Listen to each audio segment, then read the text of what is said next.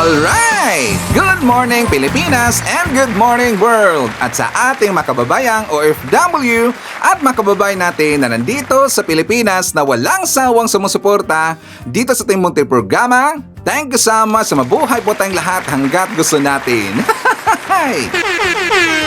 Well, anyways, tuloy-tuloy po tayo sa nagbabalita dito ng mga tamang balita at sagutin ang maling information na ipapakalat ng mga fake news peddlers, ng mga anti-Marcos, lalo na doon galing sa mga DBS na mga salty bagabayan. Yes, dapat silang sagutin. Bakit? Kasi bagayan ito sila na lagi pong naninira araw-araw kay BBM at sa Marcos administration sa Katagala Bagabayan, akala mga paninira, totoo yan sa mata ng ibang tao. So dapat silang sagutin kasi ang bagong Pilipinas, bawal po ang mga sinungaling. At syempre, kasama niyo pa rin si Sir Ivan, ang pinakabulol na vlogger sa balat ng YouTube, pagbibigay sa inyo ng mga totoo at mga preskong balita na kinukuha natin sa nakapitbahay na social media. So magandang buhay sa ating lahat mga kabayan and a happy Tuesday sa ating lahat.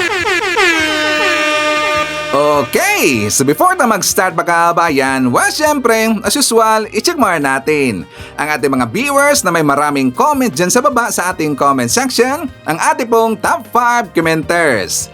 At ito sa listahan, ang nanguna po si Ma'am Joliet Sonakawa. Meron siyang 84 na mga comments. Nandiyan rin po si Lerma Sondita. Meron siyang 36 na mga comments. Lynn Gonzalez. Meron siyang 30 na mga comments. Nandiyan rin po si Eying Gimentisa. Meron siyang 31 na mga comments. Si Aragon. Meron siyang 14 lahat na mga comments. Again, thank you so much po sa ating top 5 commenters.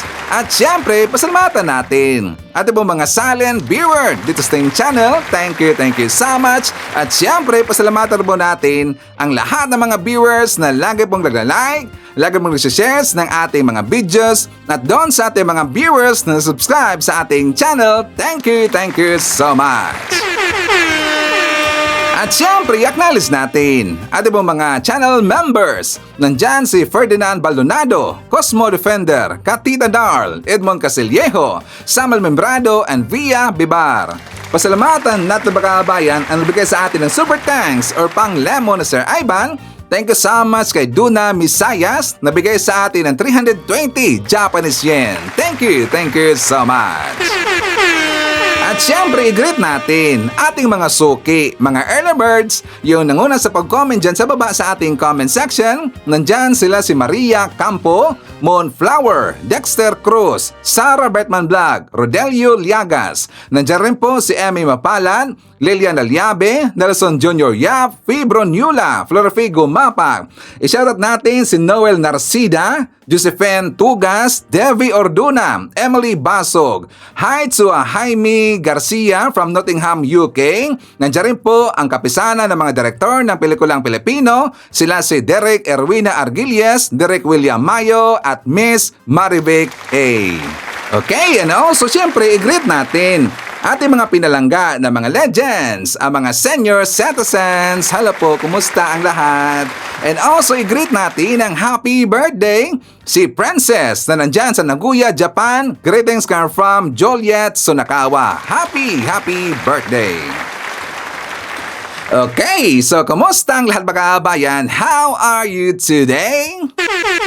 Well, kahapon wala si Sir Ivan makabayan kasi meron kaming nilakad kasama ang asawa ko. Yan po ay isang sekreto makabayan. Sekreto ba?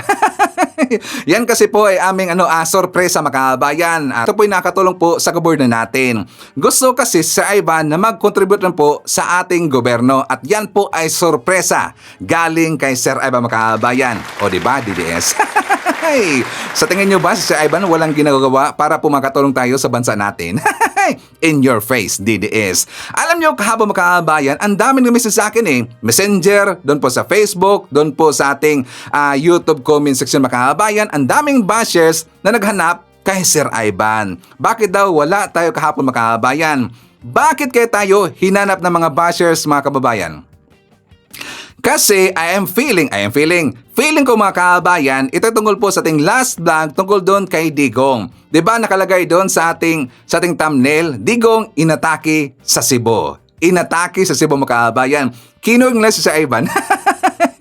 Ang daming nagalit fake news na tayo. Wala naman ko sinabi na nakasakit to si Digong mga kababayan. Ang daming meaning ng inatake. Either inatake siya sa kanyang pagiging fake news peddlers, either inatake siya ng mga bashers, either inatake siya ng mga pro-admin vlogger or mga Marcos supporter or mga pink laon mga kababayan, or siya po ay inatake ng taga Cebu City. I think correct lahat mga kababayan. Kasi nakita ko rin po doon sa kanyang rally sa Mandaue sa Cebu mga kababayan, nag-utal-utal kasi itong si Digong. At saka katulad po doon sa nangyari sa Bonifacio mga kababayan, na kung saan mukhang hayata sa fentanyl yung para siyang naging ghost mga kababayan, para naging zombie. Yun ang nangyari kay Digong. And also pag-usapan po natin kasi wala kahapon si Ivan, konting recap tayo before tayo pupunta doon kay Atty. Claire mga kababayan, and also sa mga ginagawa ngayon na mga padapa laban na mukhayatang ito ang kanilang bagong naratibo mga kababayan. Kung ano yan, pag-usapan natin yan mamaya. But for that, ito'y tungkol po sa nangyari sa kanilang rally. Kasi nga 'di ba sila po ay na-booking mga kababayan, kasi according doon sa kanilang estimated daw na crowd na pumunta doon, according sa mga DDS, 40,000 daw na mga Cebuanos na pumunta doon sa rally ni Digong mga kababayan. 'Di ba sabi nila 40,000. At yan po ay ipinost sa Ivan doon sa ating Facebook account. 'Di ba? 40,000. Ngayon, nag-release ang kapulisan ng Mandaue City mga kababayan na 3 to 4,000 lang pala katao doon. Napahiya ang mga gonggong. Kinuyog nila ang kapulisan mga kababayan. Bakit daw nag-release ng ganun na statement ang kapulisan? Napahiya na booking. At saka lalo na nagalit sila doon sa aking unang post mga kababayan. Sabi ko, 'di ba nilangaw sila? Merong ghost rallyista itong si Digong. Kasi yung picture na yung mga kababayan, 7 o'clock na yun sa gabi. At saka nag-start up po, nagsalita itong si John Abines, si Jugalbot, at saka yung isang babae mga kababayan. 'Di ba sa gitna merong pong bakante na mga upuan mga kababayan, at marami talaga. Dalawang row yon. Puro bakante mga kababayan. Sabi nila, ang palusot nila mga kababayan, hindi pa daw yun nag-umpisa. Ngayon, si Sir Ivan kinuyog ng mga bashers. May pinoward sila sa akin na isang drone shots mga kababayan. Drone shots, the same time kasi wala pa rin pong tao doon sa harapan. The same time mga kababayan, at saka madilim.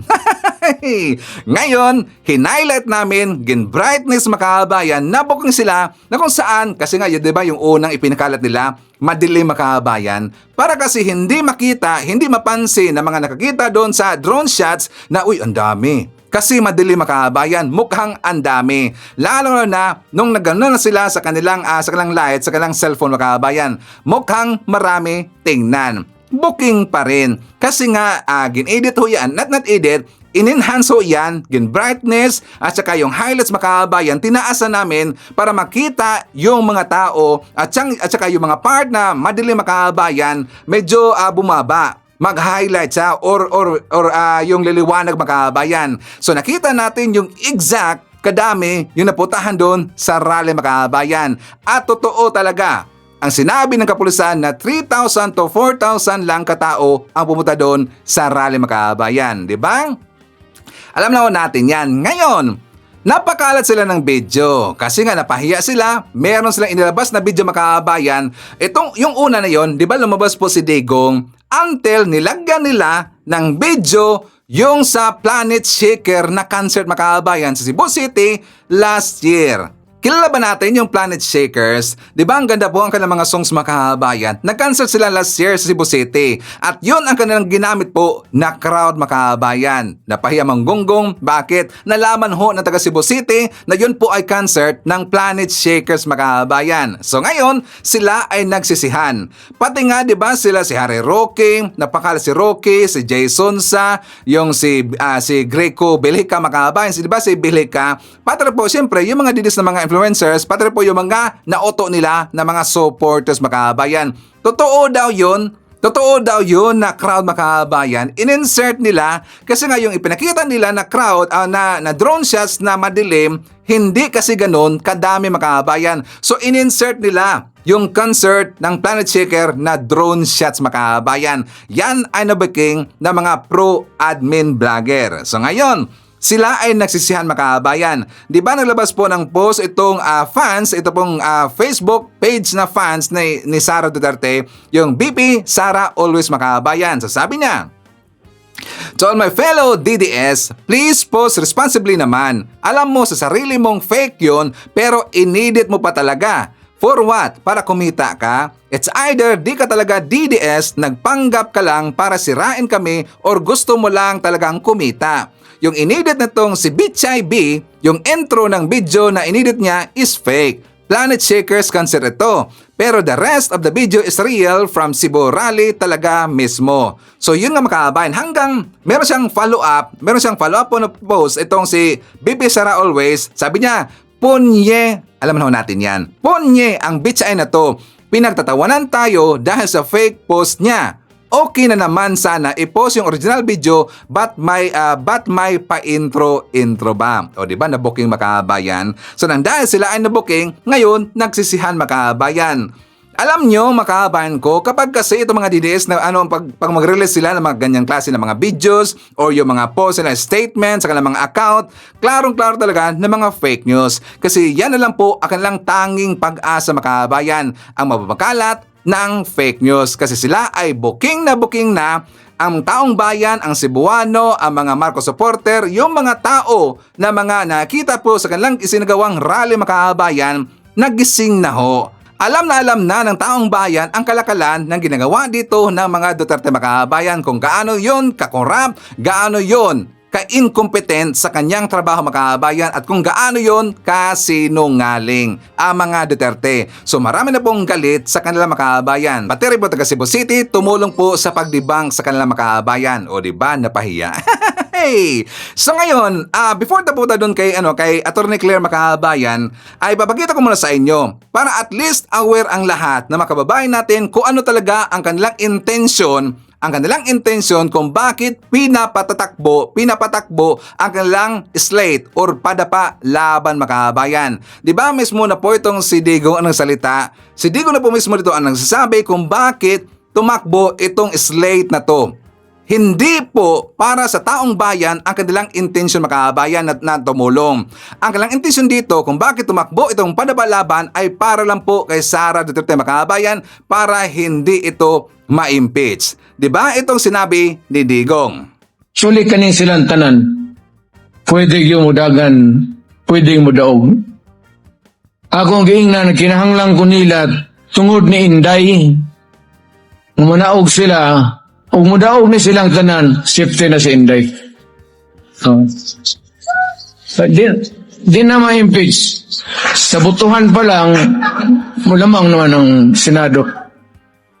So, akong ginahangyo kaninyo, butuhin ni sila kay mga tao ning nga tarong. O niya, ang akong hangyo nga personal para sa akong anak. O, di ba? Hindi ang ikalang intensyon dito sa pagtakbo makabayan, hindi tutulong sa taong bayan, para lang sa kanilang pansariling interest. Para lang po sa anak ni Digong makabayan na si Sara Duterte. O, di ba? Mag-isip-isip po tayo mga DDS. Mag-isip-isip tayo mga kababayan ko. Huwag nating iboto itong gonggong na to, itong mga tao na to, kasi hindi sila tutulong sa atin. Hindi sila tutulong sa bansa natin, kundi ang tutulungan nila ang kanilang sarili at ang pansariling interest makabayan. O, di ba? And also, ipapakita ko rin po sa inyo itong speech ni Marcoleta makabayan. Di ba pinaparinggan niya yung Quadcom? Explain natin mamaya kung bakit niya pinaparinggan yung Quadcom at kung bakit siya galit sa Quadcom makabayan. For more details, let's watch this. They invented the Quadcom because they want to prosecute the former president. Hindi siya para inquiry in aid of legislation. Wala pong legislation na matino ang ginawa ang Quadcom. For more than 13 hearings, makita po ninyo yung ginawa nilang panukalang batas. Kahit na grade 5 ni student, pagtatawanan yung ginawang batas. Because it was not really intended to enact laws or to supplement in making laws. It was principally designed to prosecute and persecute the former president. Oh, di ba? Yan po ang kalang pasulusot mga kabayan kung bakit ayaw nila sa Quadcom. Dahil daw ginigipit itong si Digong at saka yung mga Duterte. Tatanungin natin itong si Marcoleta. Bakit siya nakikipagkita kay Tony Yang makabayan?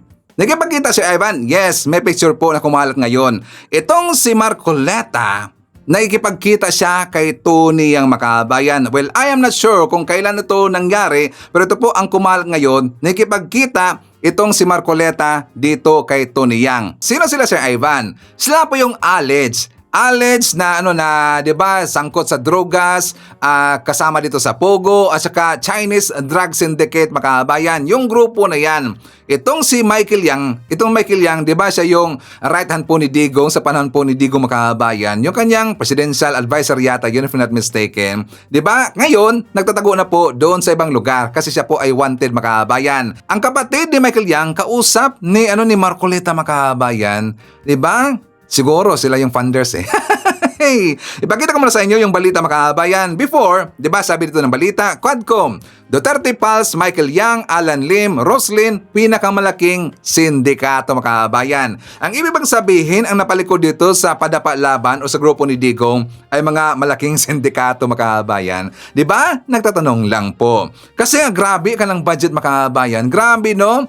Meron kasing kumalat na balita-balita na daw malaki yung budget ng mga Chinese dito sa grupo ni Digong, bilyones, 10 billion daw makahabayan para lang sisiraan si PBBM, para lang sisiraan ng Marcos admin at saka magkaroon dito ng negative campaigning makahabayan. Kaya kung napapasin natin, itong si Digong walang habas sa paninira. Diba, doon po sa kanyang rally makabayan, lagi pong naninira itong si Digong. Kasi dyan siya naka-sign up makabayan. Paninira, gusto niyang sisiraan si PBBM.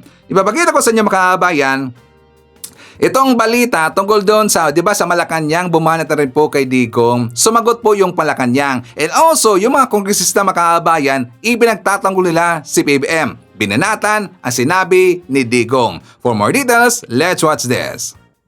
Bumuelta ang Malacanang sa naging aligasyon ni dating Pangulong Rodrigo Duterte na walang planong bumaba sa pwesto si Pangulong Ferdinand R. Marcos Jr. pagtapos ng kanyang termino sa taong 2028. Walang basehan at kalokohan lamang. Ito ang sagot ng Malacanang sa alegasyon ni dating Pangulong Rodrigo Duterte laban kay Pangulong Ferdinand R. Marcos Jr. na hindi umano bababa sa kanyang pwesto sa oras na makumpleto ang kanyang termino. Sa halip ay magdideklara umano ng martial law ang presidente. Sinabi yan ng dating Pangulo sa isang campaign rally na ginawa sa Mandaue City. Mariin naman niyang pinabulaanan ng palasyo at iginiit na imbento lang yan ni Duterte. Ayon kay Executive Secretary Lucas Bersamin, panibagong budol ito mula umano sa taong factory ng fake news o maling impormasyon na nindigan ng administrasyon na ipagtatanggol ang konstitusyon, susundin ang saligang batas at rerespetuhin ang karapatan ng taong bayan. Hindi anya lilihis ang liderato ni Pangulong Marcos sa pamamaraan ng nakarang administrasyon na ipinakulong ang mga kritiko at tahasang ipinag-utos ang karahasan. Ang nakarang administrasyon umano ang nagpairal ng sistema kung saan hindi pinahalagahan ang buhay, ipinagkakait ang tamang proseso ng batas at hindi nirerespeto ang karapatang pantao. Kontra ng mga kongresista ang sinabi ni dating Pangulong Rodrigo Duterte na papunta na umano sa pagiging diktador si Pangulong Ferdinand R. Marcos Jr. Pumalag ang mga kongresista sa banat ni dating Pangulong Rodrigo Duterte na papunta na umano sa pagiging diktador si Pangulong Ferdinand R. Marcos Jr. Ayon kay House Deputy Majority Leader Paulo Ortega, puro fake news lang naman umano ang inilalabas ng kampo ni Duterte. Imbes na manira at magpakalat ng maling impormasyon, dapat ay magpaliwanag na lang daw sila sa mga isyong kinasasangkutan nila. Pag hinold sila accountable ng tao, kakambyo naman sila na joke lang daw yun. Parang nagmumukha tuloy silang joke eh. So, ewan ko, parang ano bang tawag mo doon sa hari na father faker? Father ng mga fake news, ganun, mother faker. Hindi ko alam kung paano tatawag natin sa kanila. Father faker, mother faker, o anong tawag sa mga anak nila? Fakerist? Kapwa naman iginiit ni na House Assistant Majority Leaders Ria Alonto Adjong at Ernix Dionisio na kung tutuusin, kabaliktaran nga ng pagiging diktador ang katangian ng presidente. Mula sa kanyang panunungkulan hanggang sa pagtugon sa mga isyu, nananatili raw kasi ang kabaitan at diplomasya ng Pangulo. Diktador ba yung minumura ka? Ang tatay mo sinasabi kung ano-ano tatanggalin, i-exhume, tapos itatapon sa West Philippine Sea. Itatreten ang buhay mo, itatreten ng wife mo, itatreten ang Speaker of the House, ang nagkapinsan mo. Tapos every time nagkakaroon sila ng rally, ang pinakapunto nila isirain yung isang pagkatao. Hindi lang yung polisiya, pero yung pagkatao ng isang individual tulad ni President Bongbong Marcos. Tapos wala siyang ginagawa directly. He has all the power at his disposal and yet he has doing nothing. In fact, ang mga response niya is so diplomatic. Characteristic ba yun ng isang diktador? I don't think so. Sa mga recent presidents ng bansa natin, I could easily say na si Pangulong Bongbong Marcos yata yung isa sa pinakamabait na eh. It's very far from being a dictator. Kasabay nito, pinuri ng mga kongresista ang mga inisyatibo ng administrasyon para mas mapagbuti pa ang estado ng Pilipinas. Patunay nila ng mahusay na hakbang ng pamahalaan ang tuluyang pagkakaalis ng Pilipinas sa gray list ng Financial Action Task Force o FATF. Sa isang pahayag, iginalugod din ni House Speaker Martin Romualdez ang pagpapalawak ng benepisyong hatid ng PhilHealth, partikular na ang pagsali nila sa kanilang benefit packages ng outpatient emergency care at pagtataas pa ng case rate packages para sa critical illnesses. Pagtitiyak ng mga kongresista kaisa sila ng administrasyon sa paghahatid ng mas magandang buhay para sa mga Pilipino. So tama na talaga itong si Digong Makabayan, tinawag na binansagang fake news factory. One man fake news factory. Tama ba yun? Di ba tama yun ang sinabi po ng isang kongresista Makabayan? Tamang tao sa kanya, fake news factory, kasi nga mahilig siya mapapakalat po ng fake news Makabayan. Yan kasi nakakatawa, no? Madaling mauto ang kanyang mga followers Makabayan, kasi kapag ano ang sasabihin po ni Digong, pinaniniwalaan nila kagad Makabayan. Nakakatawa talaga eh. Talagang tamad po mag-research ito mga DDS. Diba? Kahit mali na ang ginagawa ni Digong, basta gusto nila si Digong Makabayan. Bulag na bulag talaga eh. Ang sarap pitikin ng tinga Makabayan. And also, ito nakakatawa. Napansin ba natin na ang kanilang naratibo Makabayan unti-unti nang nagbabago? Ano yan, Sir Ivan? Ito'y tungkol po sa pagiging kanilang pro-China Makabayan. Kasi nga, di ba mayroon pong survey na inilabas na itong grupo ni Digong, may survey kasi, na itong grupo ni Digong na mga pro-China at hindi nagtatanggol or ayaw ipagtatanggol yung WPS Makabayan, ito daw ang dahilan kung bakit matatalo ang padapa laban Makabayan. Di ba yan po ang nandun sa survey at saka taas nga ng survey Makabayan eh, matatalo ang pro-China kasi sila ay pro-China Makabayan at ayaw niyan ng mga tao. Gusto ng mga tao na kung sino ang magtatanggol sa ating teritoryo Makabayan, yun ang dapat iboboto. Pero ayaw po ng mga pro-China Makabayan kasi nga sila hindi natatakot. Bakit? Taga-China ang nasa likod nila Makabayan. Yun daw ang kanilang funders. Diba? Ngayon, kung malalaw natin, di ba yan po inumpisahan po ni Marcoleta Makabayan na bigla siyang kumambyo doon po sa hearing sa TRICOM. Kasi nga nung una, siya po ay kinuyog. Nung sinabi niya na wala daw West Philippines si Makabayan, tas umiiyak itong si Marcoleta kasi nga siya ay kinuyog, ginbash Makabayan. Sa next hearing, binawi niya. Nagpalusot siya doon sa kanyang programa sa Net 25, sa Sagandang Mamayan, and also doon po sa second hearing sa TRICOM Makabayan, di ba nagpalusot siya at saka tinira niya itong si Commodore J. Tariela Makabayan kasi daw, suportado niya daw yung teritoryo natin. Pero nung una, hindi Makabayan. Bigla lang na umiba ang kanyang isip, bigla lang siyang kumambyo kasi nga siya po ay nabash Makabayan. Napansin ba natin, weakness ni Marcoleta yung bashing Makabayan? Ngayon, di ba, itong si Bato de la Rosa, sumabay rin po ito sa Marcoleta. Kasi nga, di ba, sabi mo ng taong bayan, ayaw nila sa pro-China. Ayaw nila sa mga tao na hindi kayang ipagtatanggol ang ating teritoryo. Pato rin po si Bato Makabayan, 'di ba? Sabi niya pinagalitan pa nga niya ang yung reporter, 'di ba? Pinagalitan niya yung reporter Makabayan. Na sabi niya bibigyan bibigyan daw siya ng baril, pupunta siya doon sa WPS at pagtatanggol daw niya at gigirahin daw niya Makabayan. Gigirahin daw niya yung mga Chinese Coast Guard doon. Nagyabang ang gonggong, biglang bumaliktad Makabayan.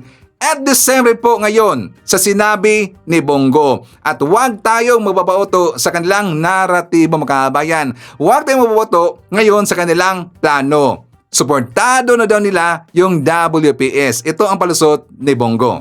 Na po ako sa mga narinig ko. Kada buwan, kada linggo, water cannon dito, laser at sangkatutak na violation sa mga napagkakasunduan. Ako naman, what is ours is ours. Kung ano po yung atin, ipaglaban po natin. Atin po yun. Dapat po ipaglaban natin ito sa anumang paraan. At of course, gusto ko po ng sa maayos na paraan, sa peaceful way po. O, di ba? Kumambyo makabayan. Halatang-halata ka lang script. Kasi nga, tagalid sila. Tagalid sila sa Sorbe Makabayan kasi sila ay noted na mga pro-China. O, di ba napamasi ba natin? Unang bumanat, unang kumambyo Makabayan si Marcoleta and next si Bato de la Rosa. Ngayon si Bongo Makabayan. Malamang sa malamang ang next ito na babaliktad or kakambyo itong si Robin Hood Padilla, itong si Epe, itong mga padapa laban Makabayan. Aasahan natin yan. Nakikita na natin ang kanilang palusot Makabayan.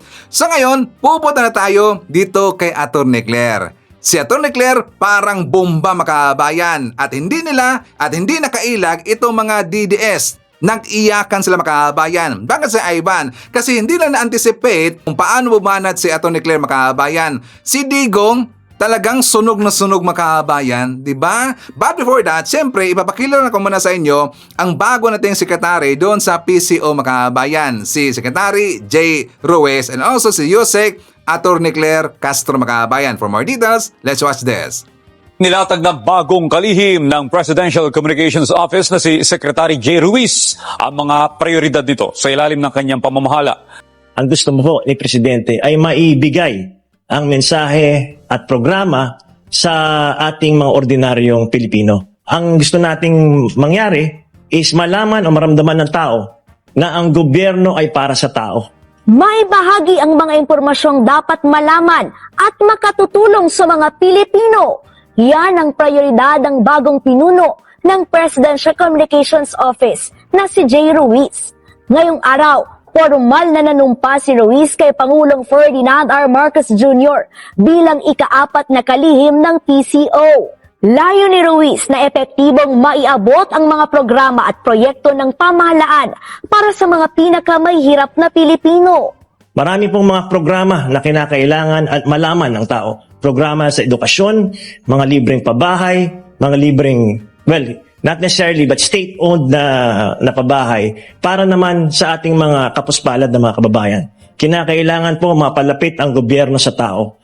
Ang unang order po ng ating Pangulo ay dapat yung mensahe ng gobyerno ay malaman ng taong bayan. Lalabanan din ng bagong PCO Secretary ang pagkalat ng maling impormasyon o fake news.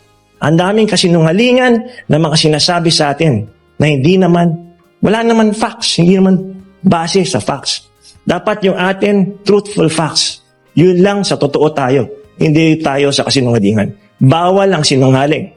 Kilala si Ruiz sa mahigit 2 dekadang paglilingkod sa media industry bilang isang journalist at anchor. Nagtrabaho bilang political at media consultant. Nagtapos siya sa University of the Philippines at ipinagpatuloy ang kanyang graduate study sa Ateneo de Manila University. Pinalitan niya si Cesar Chavez matapos magbitiw bilang PCO Acting Secretary. Ibinibigay na ni Chavez ang lahat ng mga nakumpleto at gumugulong na programa ng PCO kay Ruiz, kabilang ang mga inisyatiba na magpapalakas sa tanggapan at attached agencies nito. Handa naman akong magbigay ng payo kung hihingin. Ako, ang sinasabi ko sa aking mga immediate staff, I am as good as my last performance. Tuloy-tuloy lang ang pagtulong sa Marcos administration, sa mga programa at mga patakaran. Kasama ni Ruiz si Atty. Claire Castro na nanumpa rin bilang PCO Undersecretary at Palace Press Officer. Si Castro ay isang trial lawyer at isang radio commentator at inaasahang regular na haharap sa media para mas lalo pang ipaliwanag ang mga programa at pulisiya ng pamahalaan. Okay, so may aaminin kami mga kabayan. Merong aaminin si Ivan. Kami po ang nagsabi sa taga-PCO na sana kukunin itong si Atty. Claire Castro mga kabayan. Yes, kami doon sa GC. Kasi kasama namin sa GC ang taga-PCO mga kabayan. Huwag niyo sabihin yan sa taga-DDS. Hey, isa po si Ivan ang nag-open ng mga kabayan. Isa po si Ivan sa nag-open yan. Kaya nga gusto ko si Atty. Claire. Kung sabi ko, si Atty. Claire, ito ay magiging tinik sa mga DDS. Kasi nakita ko the way siya bumanat mga kabayan. Take note, DDS, siya po ay trial lawyer. Hindi lang po yan vlogger. Siya po ay trial lawyer. So alam niya ang kanyang ginagawa, yung mga banat niya, may facts ho yan. May mga ebidensya ho yan. Kasi nga, di ba, yung mga DDS mga kabayan, nag-iyakan. Nag-iyakan talaga eh. So, siya nga pala, no? Congratulations po kay Secretary Jake Ruiz and also Yusek Atty. Claire Castro. Atty. Claire, isa po si Ivan. Nag-raise hand yan para ikaw ay appoint. Di ba? Okay ba? Fit na fit ba si Atty. Claire mga kabayan na bilang isang Yusek? So, para sa akin mga kabayan, talagang okay. Itong si Atty. Claire ang magiging secret weapon mga kabayan. Game changer po itong si Atty. Claire. Diba ginulat sila? Nagulantang lahat ng mga DDS mga kabayan. Kasi first day pa lang po, binugahan na itong si Digo mga kabayan. Dito nag-umpisa umiyak ang mga DDS. Kasi sabi ni PRRD na parang sinasadya daw na i-impeach si VP Sara para to prevent her from running at 2020. Well, anyway, alam naman natin kung ano ang unang pronouncement ng ating Pangulo. Sa una, of course, hanggat wala pa yung mga impeachment complaints, hanggat maaari ay huwag na sanang matuloy. But since nandiyan na, at hindi naman niya hawak, of course, ang Kongreso, dahil meron tayong separation of powers, hindi siya makikialam, hindi siya kikilos kung ito man ay matuloy o hindi matuloy. So, kung ang sinasabi lamang nila ay para maintid si VP Sara, well, kanilang opinion yon. Ito talaga naman ay nakikita natin kung saan sila gumagawi. At ito ay sa lahat ng kanilang mga rallies, makikita natin ang paninira nila sa pamahalaan at sa Pangulo. So alam na natin kung saan ang punta nila. Gusto nila ulit makuha ang power, ang authority, Ang ang allegation posisyon. po is they are veering towards dictatorship, referring Yes. to the president. Ang una kong sinabi dyan noon ay anong ebidensya? Paano mapapatunayan? Katulad na sinabi ko, hindi tayo pwedeng maniwala sa mga pang-iintriga lamang na walang ebidensya. At ito naman, siguro naman ay natatandaan ninyo, nung panahon ni dating Pangulong Duterte, inamin niya, fiscal pa lang siya, expert na siya sa pag-intriga at pagplanta ng ebidensya. Siguro naman napatunayan na natin yan sa panahon ni Senator Leila de Lima. So ano pa ba ang ating i-expect sa dating Pangulong Duterte? Gumawa ng intriga, magplanta ng ebidensya. Ngayon, ang sabi po ng mga DDS makabayan, napakalat daw ng fake news. First day pa lang daw ni Atty. Claire, napakalat daw ng fake news makabayan. Nasabi dito ng DDS, itong si Flatcheck, isang DDS na page makabayan, sabi ni Flatcheck, so may bagong nagpapasikat na bagong appointee ang palasyo sa PCO. Siya daw Miss Press Lady ngayon sa PCO, Atty. Claire Castro. Sabi niya, unang araw pa lang, nagpasikat na kaagad at tinawag si PRRD ng kung ano-anong paratang na makabayan. Naku, Auntie Claire, dahan-dahan lang sa pasikat, baka makatikim ka ng billion peso cyber libel case kay PRRD. Sa unang araw mo pa lang, dyan sa pesto mo at mga lawyers ni PRRD, handang kumilos daw anytime makabayan. Kaya mo bang isubstantiate mga hearsay charges mo sa court? Just make sure your charges have merit and substance and don't go astray. You just might get busy attending hearings instead of working there. Walang puwang sa trabaho mo dyan ang pagiging partisan at discriminatory. Ikaw at lahat kayo sa gobyerno ay pinapasweldo ng taong bayan, kaya umayos kayo makabayan. Sabi pa niya, tandaan mo, ang pinaratangan mo ay isang highly respected citizen na makabayan. Isang highly respected citizen, ex-president of the republic, at hindi na public servant na makabayan. Noon, huwag nyo kaming isama. Kaya umayos ka, ante. Preno rin and act with finis. with fineness. Huwag barumbado upang pasikat. Those antics do not merit wow factor these days sa inyo kasi sapul na sapul kayo. Take note, yung sinabi mong highly respected citizen daw, itong si Digong, sa inyo lang yan. Huwag nyo na kaming isama. Kasi kilala na ho namin itong si Digong. Siya ay napakasinungaling at hindi talaga mapagkakatiwalaan at dapat hindi na po respetuin. Kasi siya ay sangkot sa sangkatiribang kalokohan sa bansa natin, mga kabayan. Pati rin po ang kanyang anak, si Sara Duterte. O, di ba? Kayo-kayo lang yan. Hindi na po highly respected citizen itong si Digong. Ngayon, sabi niya, pinaratangan niya si Atty. Claire Macabayan ng sabi daw ng fake news. Di ba sabi niya, si Digong daw, di ba sabi po ni Atty. Claire, na si Digong daw, mahilig kasi ito mag-intriga makabayan. At saka mahilig rin po ito mag-implanta ng mga ebidensya. Doon nagalit ang mga DDS. Nakalimutan ba nila na yan po ay mismong sinabi ni Digong noon, makabayan? Pati rin nga doon sa Quadcom hearing, di ba yari po ay sinabi ni Digong na mahilig sila magplanta ng ebidensya for strategy. O di ba DDS gonggong talaga eh. Hindi takot si Atty. Claire na sabihin yon kasi meron siyang basihan, meron siyang ebidensya. Nananakot lang itong mga DDS, makabayan. Hindi kayo uobra kay Atty. Claire. Ngayon, may nagsabi. Ito pong si Pam, makabayan, ng third floor studio, itong si Pami, or Pami ba siya or Pam, sabi niya, mabawasan kaya ang laughing at saka hate sa mga post tungkol kay Marcos Jr. kung napaka-noisy ng kanyang female dog na, makabayan.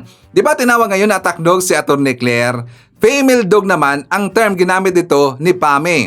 Sabi pa dito, kauupo mo lang, putak ka na ng putak, senyales yan na wala ka rin matinong gagawin para sa ahensya mo. Ang toxic ni Lola. O di ba? Tinik sa lalamunan nila itong si Atty. Claire Macabayan. Dito pa nga sa mga sinasabi ng mga DDS, klarong-klaro sila ay nasaktan. Sila ngayon ay natatakot dito kay Claire Macabayan, kay Atty. Claire. Bakit? Lagi silang supalpalin na ngayon. Meron po nag-post itong si Tia Morina, makabayan, itong DDS fake news pelis na to na pinatawag doon sa Tricom na hindi sumipot, makabayan. Si Tia Morina. Sabi niya, grabe no, yung vlogger ginawang Presidential Communications Office Undersecretary. Take note, yung vlogger daw, makabayan. Yung vlogger ginawang Presidential Communications Office Undersecretary, well, nothing new daw. We have a vlogger. President 2, magsama-sama na kayong lahat. Ngayon, so palpalin natin ang mga ebidensya, makabayan. Nakalimutan ba nila si Muka Uson, makabayan? Yusek Muka Uson doon sa presidential team ni Digong, makabayan. Naalala ba natin yan? Itong si Muka Uson, siya ay artista. Second, vlogger. And third, POK 2 times the makabayan / starlet. Sakto ba yun? Sabi nila. POK 2 times / starlet, sabi nila. O di ba nakalimutan ba nila si Muka Uson, makabayan, gunggong talaga no. Itong mga DDS siguro sa kakahigop po ng white powdery substance, makabayan, makakalimutin na. Kasi sabi nila kapag lagi ka daw gumagamit, makabayan, ng white powdery substance, makakalimutin na. Ito mga DDS, makakalimutin na. Pagka siguro laging higop ng higop, makabayan. Sila yung addict.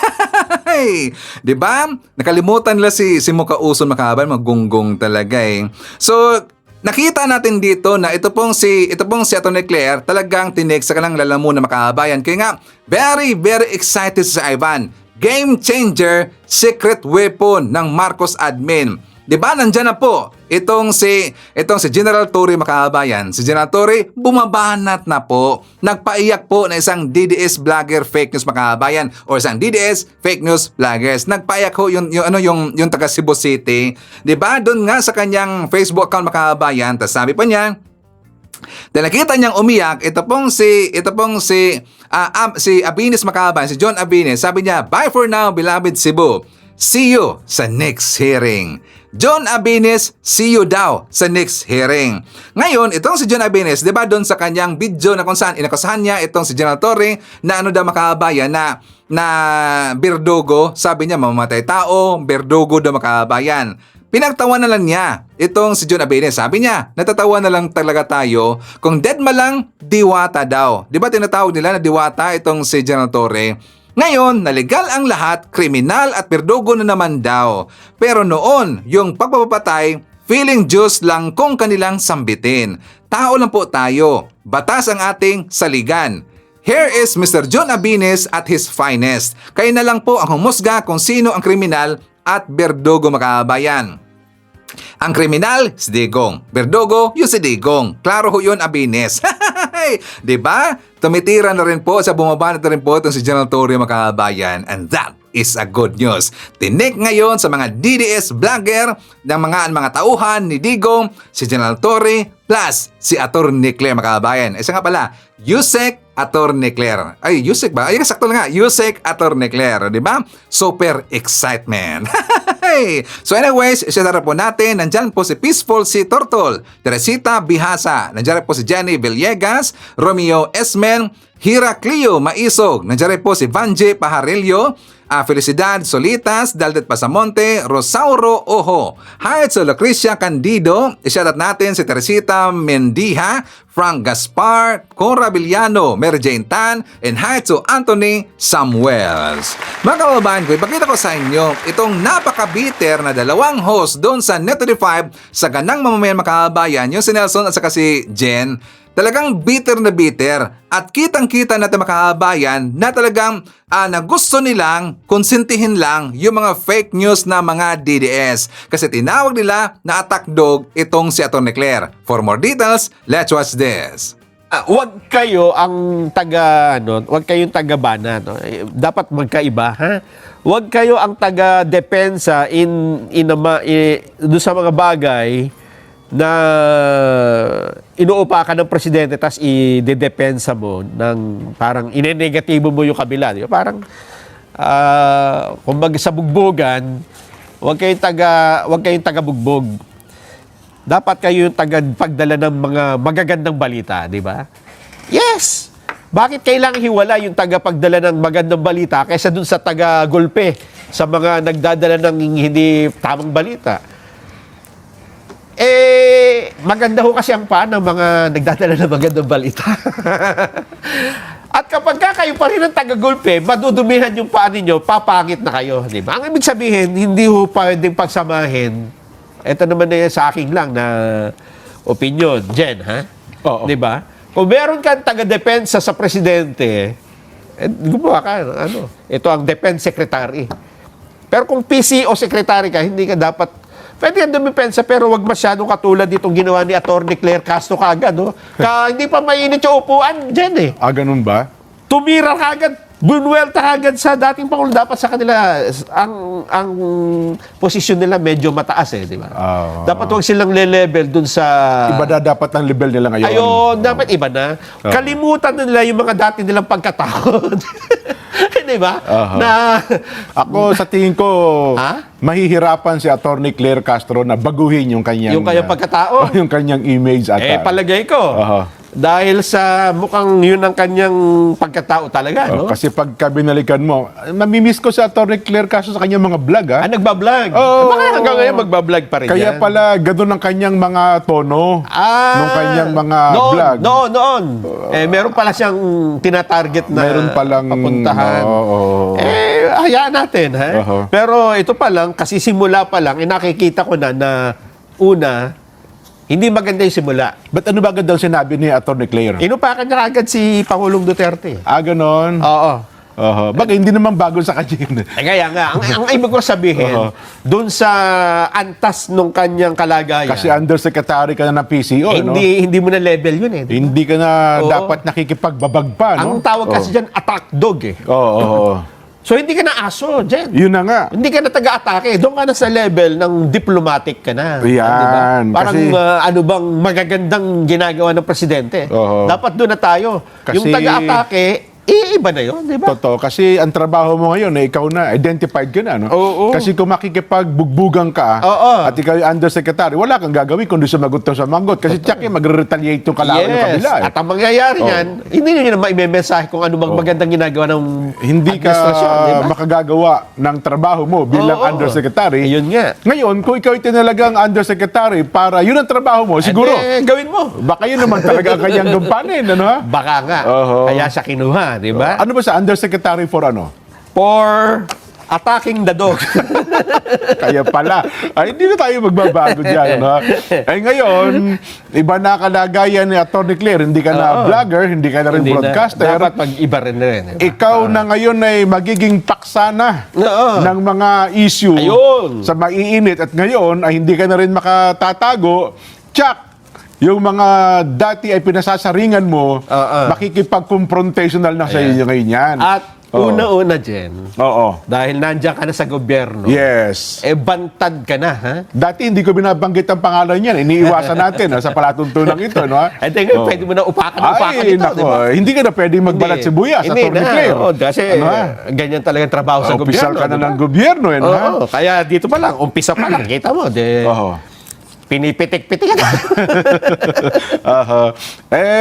Yun na po ang magiging kaibahan nyo dyan. Ano, ha? At yaman din lamang sinimulan nyo po yan, tsak, sa mga ilan pang mga paksain maging sa social media, ewan ko lamang. At ngayon, hindi ko lang alam kung ipagpapatuloy pa ba niya, Nelson. Kasi bilang PCO Undersecretary, tsak, ubos ang oras mo dyan. Ngayon, kung makapagbablog ka pa, ewan ko na lamang. Ano ha? Ewan ko na lang kung magagampanan mo pa yan. Hindi ko rin maintindihan dyan. Baka ito talaga kasi ang direksyon ng administrasyon. Ha? Ganon. Kasi mapapansin mo, ang mismong presidente, di ba? Mismo si okay. Pangulong Bongbong Marcos sa mga campaign rally ng mga senador, ng administrasyon, yung mga kandidato, nakikipag ano na, no? siya mismo yung nagsabing mga pinabili na suka. Agree ba tayo sa mga pinagsasabi ng dalawang to makakabayan? Napansin ba natin na nasasaktan sila o natatakot sila makakabayan? Nung nag-explain, nakita ba natin, nung nag-explain itong si Nelson Makabayan, yung unang salita, yung si Nelson, napansin niya nag-utal-utal siya? At saka nahirapan siyang i-explain makakabayan kasi nga ginulat sila. Talagang nagbigla sila dito sa ginawa po ni Atty. Claire Makabayan. Abay, nakatakot to. Meron nang sasagot sa kanila Makabayan. Kasi nga, di ba, in-advise nila si Atty. Claire. Hindi daw sila sure kung kakayanin pa daw ni Atty. Claire na magiging isang USEC kasi nga nagbablog Makabayan. Nakita ko nga kagabi, di ba si Atty. Claire nagblog pa Makabayan. Ibig sabihin, kayang-kaya niya ang kanyang trabaho. Kaya niya trabaho dyan sa gobyerno at the same time makapag-vlog pa rin po itong si Atty. Claire pag-uwi niya Makabayan. O di ba? Ang gusto lang kasing ipahiwating ng dalawang angkor na yon na hindi naaatake itong si Atty. Claire. Kasi gusto lang dalawang angkor na yon na hayaan lang ang kanilang mga tauhan ng mga fake news peddlers na sisiraan si PBM. Di ba? Gets ba natin? Napaka-bitter talaga. Kitang-kita natin sila ngayon ay natatakot Makabayan. Dito pa nga lang sa dalawa, di ba natatakot? Di ba? Doon sa bandang dulo na kanyang sinabi Makabayan, yan ito na daw yung yung direksyon ng Marcos admin kasi nga inumpisahan daw ni PBM. Nung time po na hindi pa sumasagot si PBM, okay lang sa kanilang Makabayan. Di ba? Tumatawa pa nga sila eh. Tapos ngayon, binabanata na sila ni PBM, pinaparinggan na sila ni PBM. Ngayon, nag-iyakan sila Makabayan. Bakit na daw ganyan yung presidente na parang hindi na daw presidente? Di ba? Si Digong bumabanat rin. Ngayon, si PBM bumabanat, sumasagot na sa kanilang mga parata Makabayan. Tapos ibahin na ang kanilang iniisip. Hindi daw bagay si PBM maging presidente Makabayan. Ako, okay ako. Approve na approve kay Sir Ivan na bumabanat na rin po si PBM. Dito natin nakikita na hindi weak na leader si PBM. Di ba? Sila lang ngayon ay pinaglalaruan ni PBM Makabayan. Di ba?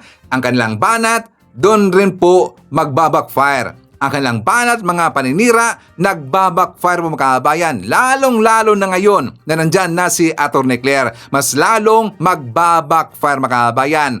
Una, binanatan na si Digong, nagbackfire ang mga pasaring at saka paninira ni Digong Makabayan. O, diba? Yan ang maganda. Meron na ngayon ang taga supalpal sa mga fake news peddlers Makabayan.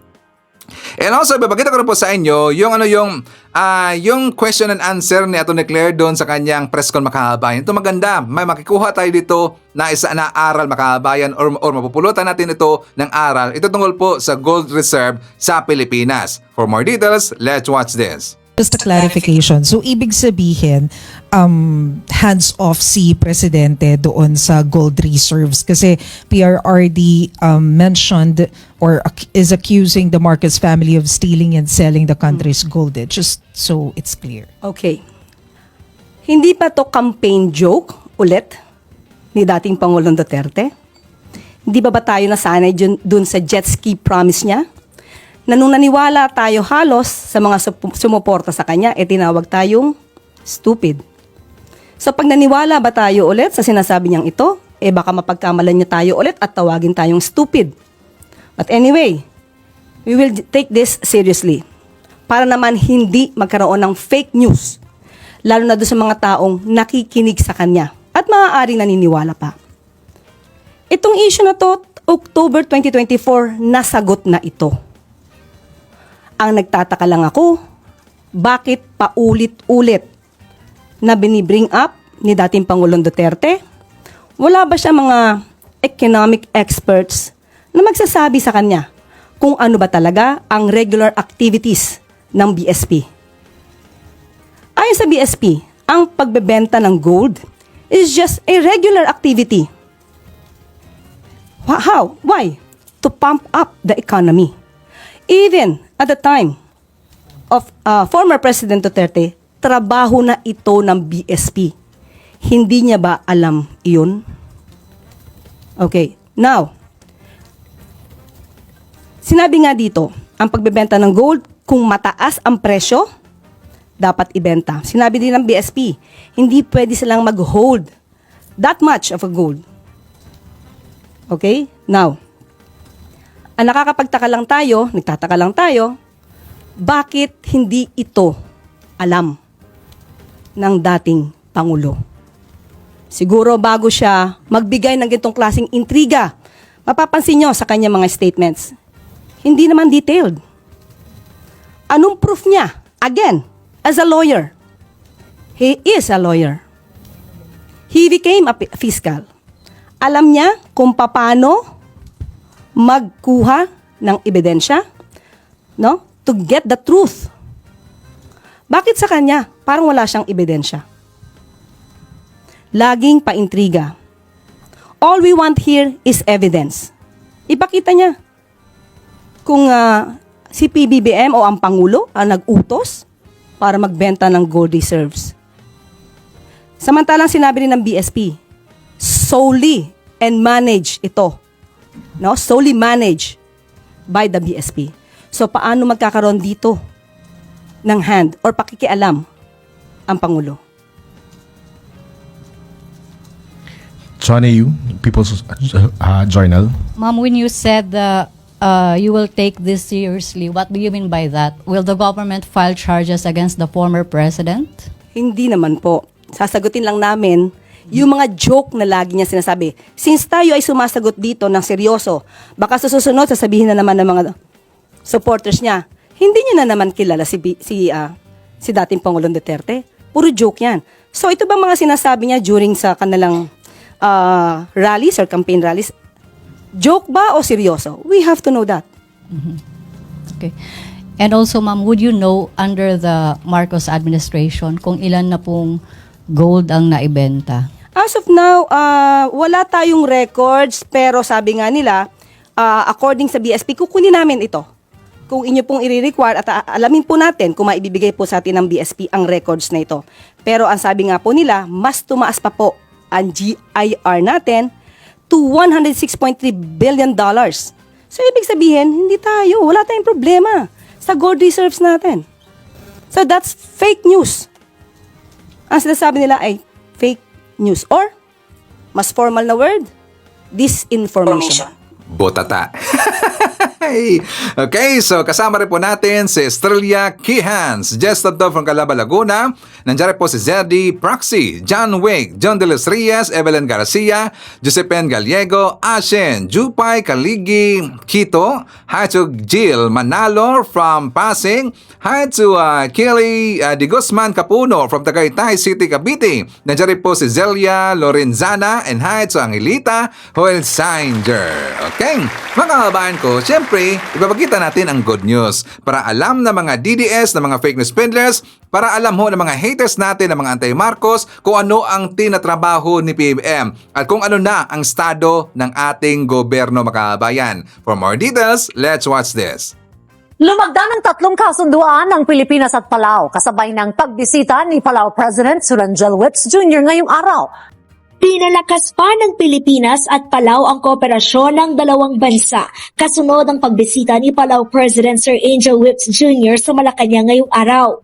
3 kasunduan ang nilagdaan ng Pilipinas at Palau kasabay ng official visit sa bansa ni Whips. Kabilang ang kooperasyon sa pangisdaan na nagpapaigting sa pangangalaga sa yaman dagat at pumipigil sa illegal, unreported at unregulated fishing. Pinagtibay din ang diplomatic note para sa study visit ng Palau sa mga training institutions, paramihan ng isda at research facilities ng Pilipinas. Napirmahan din ang Memorandum of Understanding on Policy Consultations na nagtatakda ng mekanismo sa pagpapalitan ng pananaw tungkol sa bilateral at regional cooperation.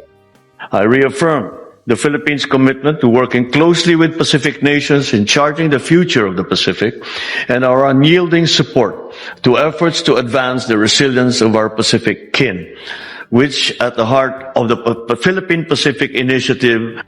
Sumentro rin ang bilateral meeting ng dalawang leader sa pagtutulungan ng Pilipinas at Palau sa harap ng kasalukuyang mga geopolitical na hamon, lalo na ang banta ng pagbabago ng klima. Inihalin tulad ni President Whips ang ganitong uri ng pagtutulungan sa ugali ng mga surgeonfish na kumakain anya ng mag-isa pero nagsasama-sama upang bumuo ng grupo para protektahan ang isa't isa sa oras ng panganib.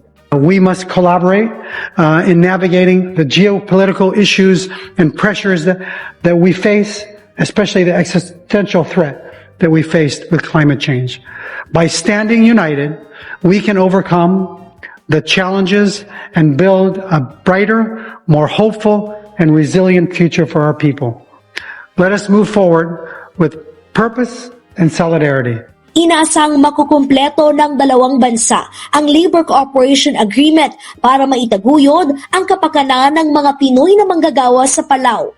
Positibo si Pangulong Marcos na mapabibilis ang pagsasakatuparan ng Social Security Agreement upang matiyak na magkakaroon ng maayos na benepisyo ang mga Pinoy na nagtatrabaho sa Palau.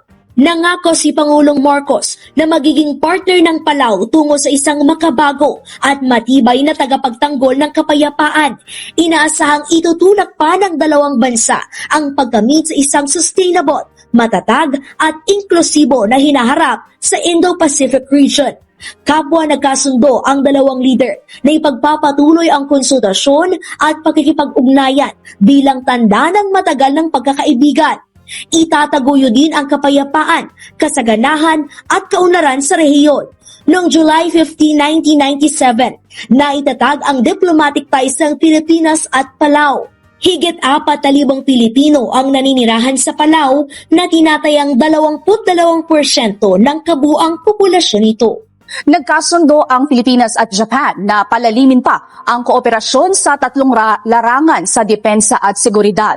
Sa pulong ni Defense Secretary Gilbert Chodoro at Japan Defense Minister Gen Nakatani, napagkasunduan ng pagpapainting sa mga kolaborasyon sa operational cooperation advancements sa bilateral at multilateral training at pagkakaroon ng strategic dialogue sa pagitan ng high-level operational action officers. Napagkasunduan rin ang pagsisimula ng diskusyon para sa pamamagitan ng impormasyon. At ikatlo ay ang pagpapalalim pa ng kooperasyon sa mga kagamitan at teknolohiyang pangdepensa. Samantala, isinulong naman ni Secretary Teodoro ang pagpapalakas ng pagtutulungan ng dalawang bansa para sa rules-based international order at bukas at malayang Indo-Pacific sa harap ng umano'y pagtatangka ng China at iba pang bansa na baguhin ang konsepto ng international order. Umaasa rin ng Philippine Defense Chief na mararatipikahan na ng Japan ang Reciprocal Access Agreement na magbibigay daan sa mas maigting na kolaborasyon ng Armed Forces of the Philippines at Self-Defense Forces of Japan. Positibo ang mga magsasaka sa Albay na lalakas ang kanilang produksyon ng palay sa pamagitan yan ng libreng pataba ng Agriculture Department. Lubos ang pasasalamat ni Jeline matapos makatanggap ng libreng fertilizer mula sa Department of Agriculture sa Kamaling, Albay.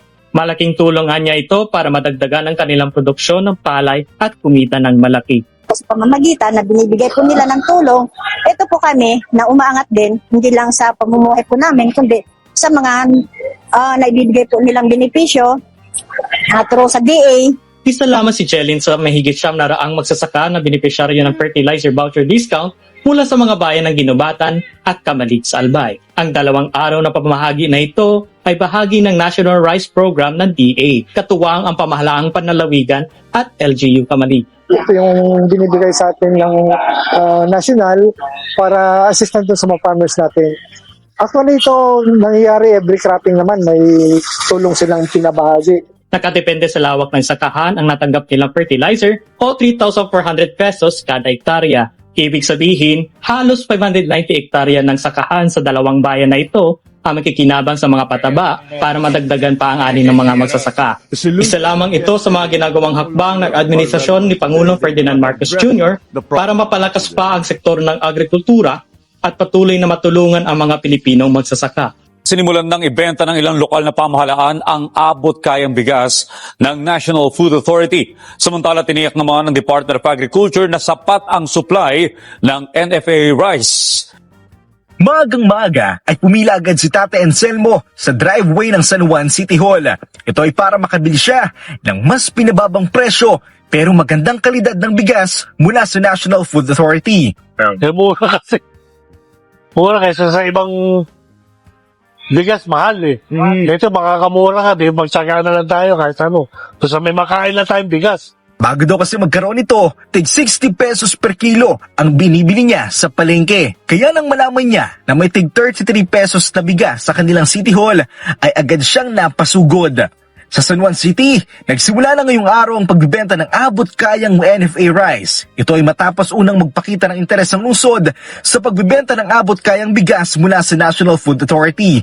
Sa halagang 1,650 pesos kada sako o 50 kilo, mabibili ng mga lokal na pamahalaan ng bigas mula sa NFA. Katumbas yan ng tig 33 pesos kada kilo. Maaari itong ibenta ng LGU hanggang 35 pesos kada kilo. Ngayong unang araw ng pagbibenta nito sa San Juan City Hall, inilatag ang bigas sa hallway ng kanilang munisipyo at per sako muna ang naging pagbibenta nito. Sa ngayon po ay nagbebenta tayo kada sako, but we can adjust accordingly pag meron pong demand ng tingin-tingin. No? Kasi sapagkat itong initial 1,000 sacks nga natin, in fact, fully allocated na kasi nagpa-pre-register po kami. Nagbili din si Zamora sa Metro Manila Council na kinabibilangan ng mga city mayors sa NCR na sana hindi nataasan pa ng mga LGU ang minimum price ng NFA na bigas. Ang programang ito ay hakbang rin ng Department of Agriculture sa kabila ng mahal na presyo pa rin ng bigas sa merkado. Ito rin ay bunga ng pagdideklara ng National Food Emergency sa bigas. Nangako naman ng DA na magiging sapat ang supply ng bigas mula sa National Food Authority. Marami tayong stocks actually sa Nueva Ecija pa at saka sa Bulacan, Pampanga at Isabela. Ready to ship yun here anytime. Ang limitasyon natin kaya 150,000 sacks yan is yung warehouse dito sa Valenzuela. So as it is depleted, it is going to be replenished. Naniniwala ang DA na magiging rason ang programang ito para mahatak pababa ang presyo ng bigas sa mga pamilihan. Samantala, dahil sa mga bukbok na nakita sa bigas sa isang Kadiwa store sa Quezon City, mas nagigpit na ang kagwaran sa pagbabantay sa bigas. Maliban sa Metro Manila, asahan rin na magsisimula na rin ang pagbibenta ng mas murang bigas sa mga probinsya. Nakalinya na raw dito ang Camarines Sur, Camarines Norte at Isabela. Ang tulong na inyong ibinabalik sa ating bansa sa pamamagitan ng pagpapadala ng mga remittance ay talaga naman ay hindi mapapantayan. Kaya naman, narito kami upang isulong ang inyong mga karapatan at upang tugunan ang inyong mga pangangailangan. Ang inyong tapang at katatagan ay nagsisilbing ilaw ng pag-asa para sa maraming Pilipino. Ang dedikasyon nyo para sa inyong mga pamilya at sa ating bayan ay tunay na binibigyan talaga natin ng halaga. Ang kapalit naman at bunga ng inyong mga sakripisyo ay isang maganda, komportable at maayos na pamumuhay para sa inyong mga pamilya, pag-asenso ng inyong mga komunidad at kaunlaran ng ating buong bansa. My name is Madeline Ann Ramos Malyare, OFW po from Saudi Arabia. Nagpapasalamat po ako sa ating Pangulo na isa po ako dun sa mga napili po na magkaroon ng pambansang pabahay. Hindi ko pa rin po siya ma-absorb. Yung pangarap ko po na magkaroon ng sariling bahay, ito na po siya. Ako po si Jeremy Leno from Calayan City, Nueva Ecija. Ako po ay isang OFW galing Japan. Masaya po kasi gawa ng bilang isang OFW po, mahirap mag-ipon na para makapagpatayo ko ng sariling bahay. So ito pong isang magandang proyekto ng gobyerno ngayon ay kahit po paano yung mga katulad ko pong OFW, mabibigyan po ng pagkakataon na makakuha ng disenteng bahay sa tulong po ng OPE. Maraming salamat sa lahat ng ibinibigay ninyo sa Pilipinas. Ang inyong ginagawa upang pagandahin ang pangalan ng Pilipinas, upang patibayin ang ekonomiya ng Pilipinas. At lahat kami naman ay gagawin namin, ay susuklian naman namin ang inyong sakripisyo ng kahit papano lahat ng aming maaring gawin para maging mas ligtas kayo, maging mas maginhawa kayo, at hindi lamang ang mga OFW kundi pati na ang inyong mga pamilya. Yan po, lahat yan ay gagawin namin para sa inyo. Okay, so kung nagustuhan ninyo ang ating mga good news mga kababayan, please give a like naman po sa ating video. Malaking tulong ho yan. At kung hindi man kalabisan sa inyo, please i-share natin ating mga vlogs para makatulong tayo sa ating mga kababayan na nabulag ng kabilang kampo para malaman nila ang mga totoong mga balita mga kababayan. Okay? So please like and share. I-shoutout natin, nandyan po si Nonsky Pasamonte, Kotsi, Lorna Obelenueva, Hearts of Mercy Calatrava, Annabel Hoson, Boboy Elmido Costin Sadugyo. I-shoutout natin si Nonoy Florin Hills, Jose M. Burnos, Rica Noses, Teresito Lum. Nandiyan rin po si Rosalie Cartera, Apple Nas, Testo Maliwan, Felicitas Manibog, Haitsu Aladen, Impok, Lilian Olidan, Doc Telo Nicolas Francisco. Nandiyan rin po si Alicia Leak, Orlando Gabanyete, Jeco Jerry Cabreros, Haitsu Lucita Tolentino, Rijak Alvarez, Gisan Santos, Helda Baldomino Pita. Nandiyan rin po si Ruben Basinga Salindong, Mens Nikaya Nolpes, Jeremiah C. Guerrero, JRN, Nida Echaka, and Haitsu Elina Cao. Okay, so mga kababayan ko, yan natin manakalap na mga balita ngayong araw. Kung nakaabot ka po sa portion na to, sana nakapag-like na ho tayo. Libre po ang mag-share, libre din ang mag-subscribe. Again, maraming salamat sa mga viewers na hindi nag-skip ng ating mga commercials. Thank you so much. At before natin tatapusin ang ating programa ngayong araw, sana sabayan nyo si Sir Ivan para sa ating live messaging prayer. Panginoon, salamat po sa pagbibigay mo sa akin ng panibagong araw. Alam ko pong binabantayan mo ako buong gabi. Panginoon, ang buong buhay ko po ngayon ay puno ng pag-asa. Alam ko pong hindi mo ako iiwan at patuloy mo akong sasamahan at gagabayan. Kapag nakatagpo po ako ng mga problema at kapag nakakaramdam ako ng panghihina ngayon, mangyaring tulungan mo po akong malampasan ang mga hadlang. Naniniwala ako sa iyong plano. Alam ko po, Panginoon, na magiging mas mabuti ang araw na ito dahil nagbabago ang lahat kapag ikaw ay aking kasama. Salamat po, Panginoon. Ang lahat ng ito ay aming sama-samang panalangin sa pangalan ng ating Panginoong Jesucristo. Amen. So maraming salamat mga kababayan, and I hope to see you again on my next video.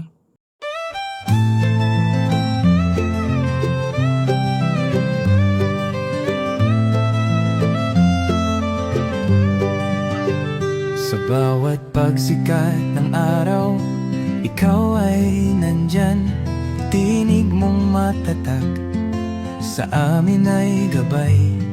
Pag-asa ng bayan, pangakong totoo. BBM, isa kang totoong tao. Sa mahirap at api, ika'y sumusuporta. Tapat mong paglilingkod, lahat kami nakakita sa iyong pamumuno. Bayan ay umaangat.